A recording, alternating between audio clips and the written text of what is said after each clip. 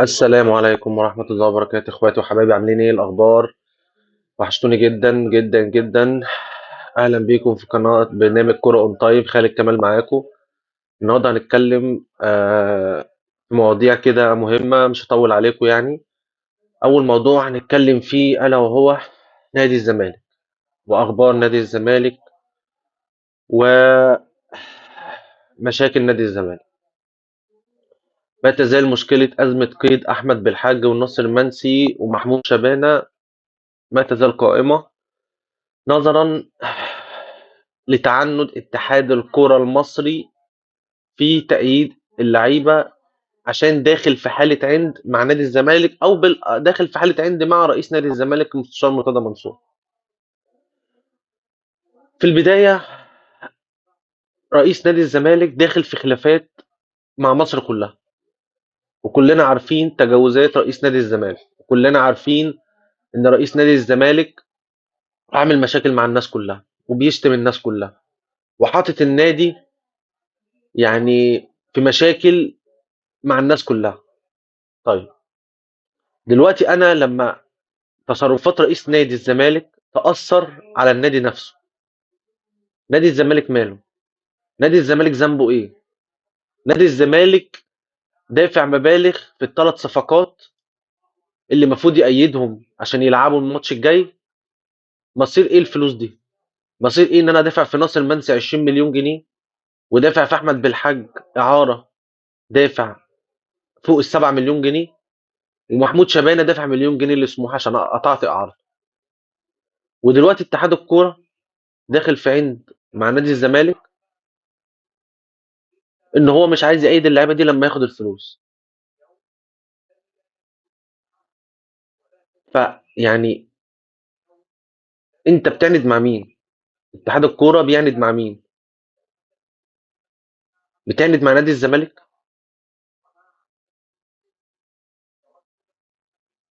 انت بتقول ان انت مش عايز تأيد اللعيبه لما تاخد الفلوس. الزمالك بعت لك مندوب الساعه 11 بالليل عشان خاطر يأيد اللعيبه، وكلنا عارفين ان الزمالك عليه مديونيه ما تقارب من 69 مليون جنيه لاتحاد الكوره. تمام، حق اتحاد الكوره وفلوسه لازم ياخدها، بس انت من الواجب ان انت تأيد اللعيبه ديت وبعد كده تتكلم في الفلوس. لكن انت ما تجيش ان انت ما تأيدش اللعيبه وما تخليهمش ان هم يلعبوا عشان خاطر انت ما خدتش فلوسك. ده كله مخالف. الزمالك دخل اللعيبه على السيستم، انت المفروض تعمل ابروف على اللعيبه ديت. الزمالك بعت لك شيك، انت رفضت الشيك دوت، قلت له انا عايز فلوس. هيدفع لك 10 مليون كاش ازاي؟ ازاي انا هروح بشنطه فيها 10 مليون جنيه عشان خاطر ادفع لك الفلوس؟ ازاي؟ ازاي تحرم نادي من قيد لعيبه؟ وكلنا عارفين ان في يا جماعه في حاجه اسمها قيد محلي، وفي حاجه اسمها قيد دولي او سيستم محلي وسيستم دولي. سيستم دولي ده اللي هو انتقال لعيب من بلد لبلد. سيستم محلي اللي هو انتقال لعيب من بلد لنفس البلد. انت كده بتعند مع رئيس نادي الزمالك، مش انت كده بتعند مع نادي الزمالك مش مع رئيس نادي الزمالك. انت كده كاتحاد كوره بتضر نادي الزمالك، وكله طالع يتكلم وكله طالع يقول وكله طالع يقول اراء وكله طالع يقول. ليه الزمالك يبقى في الوضع ده؟ ليه؟ ولمصلحه مين؟ لمصلحه مين ان انت ما تأيدش ثلاث لعيبه؟ مصير الثلاث لعيبه دول ايه؟ اول حاجه، اللعيبه دي مش هتلعب كوره لمده 6 شهور. تاني حاجه، ده كده اهدار مال عام. ده كده اهدار مال عام، ان الزمالك دفع الفلوس دي كلها ما يقارب من ال 30 او 35 مليون جنيه في الارض، بجانب ان اللعيبه دي ممكن ان هي تفسخ عقدها. فانت كده بتضر نادي الزمالك، بتضر جماهير نادي الزمالك. احنا ما عندناش اتحاد كوره، احنا ما عندناش سيستم كوره في مصر، ما عندناش نظام كوره في مصر. احنا كله ماشي سمك لبن تمر هندي. ايه القانون اللي يمنعك ان انت تأيد اللعيبه دي؟ في قانون عندك يقول ان انت لو ما خدتش الفلوس ما تأيدش اللعيبه؟ حقك ان انت ليك فلوس كاتحاد، حقك، عشان انت بتدفع ضرائب وبتدفع ضرائب للدوله، تمام، بس مش من حقك ان انت ما تأيدش اللعيبه دي.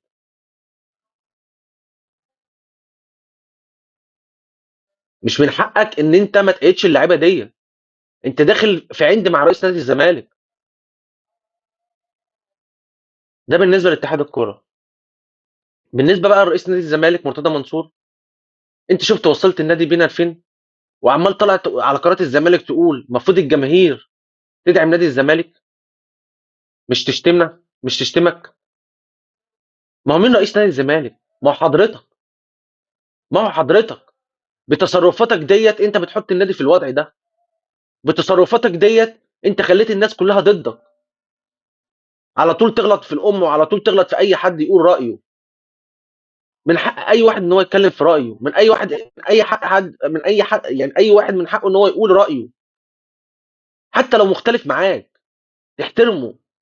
وانت من حقك تقول رايك وتختلف مع الناس بس باحترام.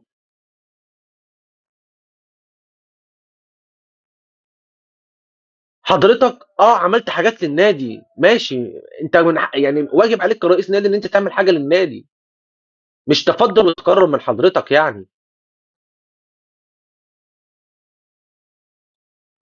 انت حضرتك كل دلوقتي اللي بتعمله الايام اللي فاتت دي ان انت عمال تسب وتلعن في الناس. انا عايز اعرف بقى من حضرتك انت هتحل الموقف ده ازاي؟ هتحل الموقف ده ازاي؟ والزمالك لو بعت للفيفا، الفيفا هيرد عليه ويقول له ده شأن داخلي.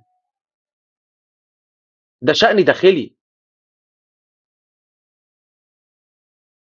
بجد كفايه وحرام، حرام اللي حضرتك بتعمله فينا ده، حرام. حرام ان اسم الزمالك يبقى على طول، على طول كل يوم في مشاكل وفي خلافات وفي، ما بيعديش يوم غير لما نسمع اخبار زي الزفت.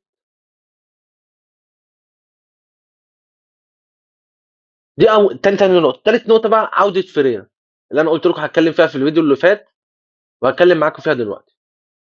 انا دلوقتي فيريرا احنا جبناه، خد دوري وخد كاس، ومسك عمل من اللعيبه الصغيرين قماشه حلوه تلعب، وخدت الدوري وخدت الكاس، وكلنا قلنا شابوه، شابوه فريرا، عمل اللي ما يتعملش.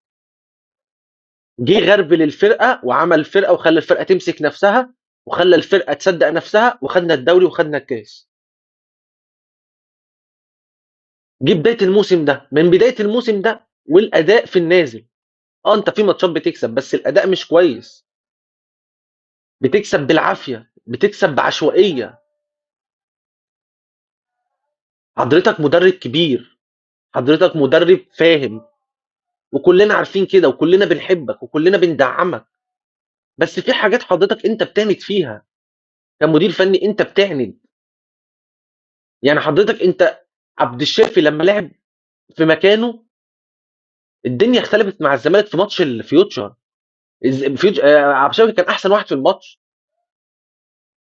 فحضرتك مش ان انت عايز بتعند عشان توصل وجهة نظرك. انت حضرتك بتلعب في دوري، يعني كل نقطة بتخسرها هتيجي فوق دماغك، هتضغط عليك، مش هتضغط على المنافس، هتضغط عليك انت. طب انت كمجلس اداره جات لك مبادره من اسامه نبيه ان هو ما عندوش مانع ان هو فريرا يرجع. طب المبادره دي، مع احترامنا للكابتن اسامه نبيه ان هو عمل المبادره دي، تمام، بس انت كنادي او انت كرئيس نادي جيت اقلت فريرا، جيت بعد اسبوعين او ثلاثه عايز ترجع فريرا تاني. طب ايه المبررات؟ طب احنا بنحب فريرا، احنا عارفين ان فريرا مدرب كويس، بس ايه الاسباب ان اسامه نبيه يمسك اللي هو يمسك القياده الفنيه ويبقى مدير الفني لنادي الزمالك ويعمل هو ايه سبب المبادره دي؟ طب ايه السبب؟ ما استحاله يبقى شخص مدرب كويس عنده فكر كويس تيجي له فرصه انه يبقى مدير فني لنادي الزمالك ويعمل مبادره ان هو يرجع تاني مدرب عام. ما كده في اسباب، اسباب، الله اعلم اسباب ان ممكن الكابتن اسامه بيه معهوش رخصه يدرب في افريقيا. هل ده ممكن يكون سبب؟ هل ممكن يكون سبب الشرط الجزائي اللي في عقد فريرة ان الزمالك مش قادر يدفعه؟ فدول السببين المقنعين. ايه سبب تاني ممكن يكون ان هو خلى كابتن اسامه نبيه يعمل مبادره بالشكل ده؟ ايه كميه التخبط اللي احنا فيها دي؟ ايه كميه التخبط اللي النادي فيها دي؟ امشي مدير فني وارجعه بعدها باسبوعين؟ حضرتك كرئيس نادي تطلع تعيب في احمد فتوح وعبد الله جمعه وتقول دول بيشربوا حشيش وبيشربوا مخدرات، وتطلع تكسرهم معنويا، بدل ما كان عندك احمد فتوح ده احسن باك شمال في مصر ومن اللعيبه الجامده في مصر ولاعيب منتخب مصر، تهده تهده ولغايه دلوقتي من ساعه ماتش اسوان ما رجعش. هنعيب على احمد فتوح في ايه؟ هنعيب في احمد فتوح ان هو لو حب يمشي هنقول يعني هنقول عليه ايه؟ هنقول عنده حق. انت حضرتك رئيس نادي بتهد في النادي بتصريحاتك وبكلامك، وان انت لسانك مش قادر تمسك لسانك فبتهد في النادي بكلامك ده، انت بتهد في النادي.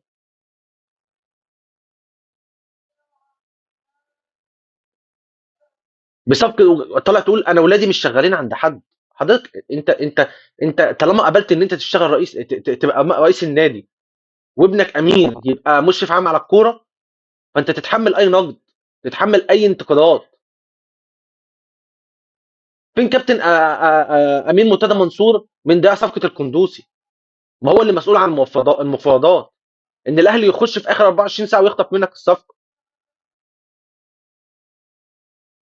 ما تقوليش بقى اصل الاهلي بيكيدنا، الاهلي بيخطف مننا. لا، الاهلي مش بيخطف مننا الصفقات، الاهلي شاف ان هو محتاجه وراح جابه. ما بصش عليه انت داخل في الصفقه ولا مش داخل فيها. هو ده السيستم، هو ده النظام. مش انا بقالي بتكلم في صفقه شهر ومش عارف اخلصها، وتطلع تشتم في رئيس النادي وفوق ستيف عشان الاهلي خد منك الصفقه. انا لو رئيس نادي وجالي الزمالك عايز ياخد لعيب ب 800,000 دولار، وجالي نادي تاني عايز ياخده بمليون دولار، هبيعه بمليون دولار. ومش اي نادي اللي داخل ده، النادي الاهلي. يعني لو جه انا مكان اللعيب، انا لو مكان اللعيب انا جزائري ولا بشجع اهلي ولا بشجع زمالك، جالي الزمالك ب 800,000 دولار هبقى مبسوط. جالي الاهلي بمليون دولار، حتى جت الاداره قالت لي لا انا مليون دولار ده احسن ليا، وده النادي الاهلي برضه. فاللعيب مش هيرفض ان هو يروح النادي الاهلي، بل بالعكس هيبقى مبسوط وحلم عمره ان هو يلعب في النادي الاهلي.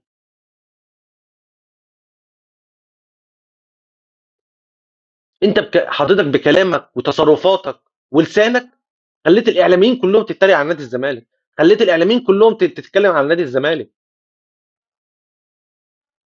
وطلع على قناه نادي الزمالك تعتذر للكابتن ابراهيم فايق ان انت شتمت بامه عشان خاطر واحد بعت لك فيديو عليه سكريبت من بره.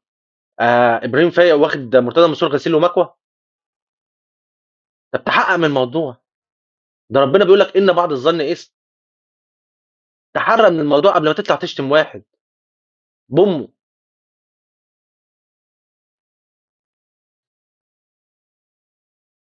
ولغايه وقتنا هذا وانا معاكم بطلع معاكم بتكلم في الفيديو ده، احنا مش عارفين اخر قيد الصفقات دي ايه. هتلعب ولا مش تلعب؟ هتتأيد وهيطلع لها كونيهات ولا مش تلعب؟ ولا مش هيطلع لها كونيهات؟ اتحاد كوره، يعني مش عايز اقول كلمه تتاخد عليا، اتحاد كوره مفيش سيستم ولا في نظام. اتحاد كوره ماشي بالحب، ما عندوش لائحه ولا عنده قرارات ولا عنده اي حاجه.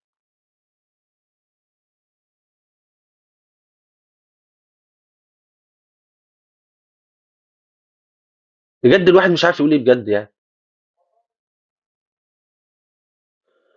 حبايبي يا اخواتي، بشكركم جدا على متابعه الفيديو دوت. يا ريت تشتركوا في القناه وتفعلوا زر الجرس وتدوسوا لايك لو عجبكم الفيديو، وتشيروا الفيديو ده عشان يوصل، لو قدر يوصل لرئيس نادي الزمالك، عشان بجد نقول له كفايه وحرام اللي بيحصل ده. يا ريت تدوسوا لايك وتشتركوا في القناه. مبسوط ان انا كنت معاكم النهارده.